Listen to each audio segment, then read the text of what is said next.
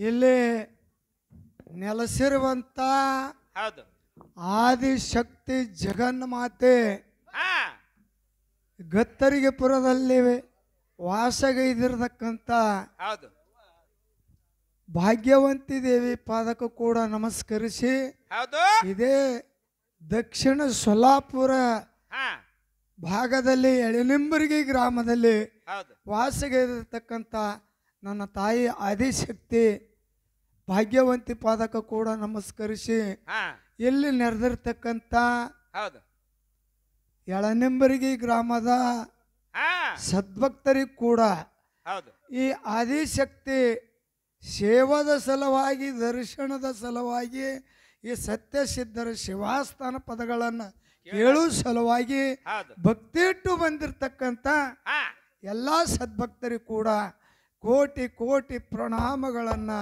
ಸಲ್ಲಿಸಿ ಹೌದು ಎರಡು ಮಾತುಗಳನ್ನು ಹೇಳ್ತಾ ಇದ್ದೇವೆ. ಏನ್ ಹೇಳ್ತೀರಿ ಹೇಳ್ರಿಪ್ಪ ಎರಡು ಮಾತುಗಳನ್ನ ಏನು ಹೇಳುದು ಅಂತ ಕೇಳಿದ್ರೆ ಏನ್ ಹೇಳೋದು ಇವತ್ತಿನ ದಿವಸದಲ್ಲಿ ಹಾ ಯಥಾ ಪ್ರಕಾರವಾಗಿ ವರ್ಷದ ಪದ್ಧತಿ ಅಂತೆ ಈ ವರ್ಷ ಕೂಡ ನನ್ನ ತಾಯಿ ಭಾಗ್ಯವಂತಿ ಜಾತ್ರೆಯನ್ನು ಹಮ್ಮಿಕೊಂಡು ಹೌದು ನಮಗಿಲ್ಲಿ ಎರಡು ಹಾಡಿಕೆ ಮೇಳನ್ನು ಬಹಳ ಶ್ರದ್ಧಾ ಭಕ್ತಿ ಇಟ್ಟು ಕೂಡ್ಸ್ಯಾರ ಕೂಡಿಸ್ಯಾರಿ. ಹೌದು ಕೂಡಿಸಿ ನಮ್ಮ ಒಂದು ಉಮದಿ ಮಾನಸಿದ ಮಾರಾಯರನ್ನ ಹೌದು ಇಂಗಳೇಶ್ವರ ಶಿರಸೈಲಪ್ಪ ಅವ್ರನ್ನ ಕೂಡಿಸ್ಯಾರ. ಹೌದು ಬಹಳ ಸಂತೋಷ. ಹಾ ನೀವು ಬಹಳ ಇವು ಹಾಡಿಕೆ ಕೇಳಬೇಕಾದ್ರೆ ಬಹಳ ಚಿತ್ತಿಟ್ಟು ಕೇಳಬೇಕು.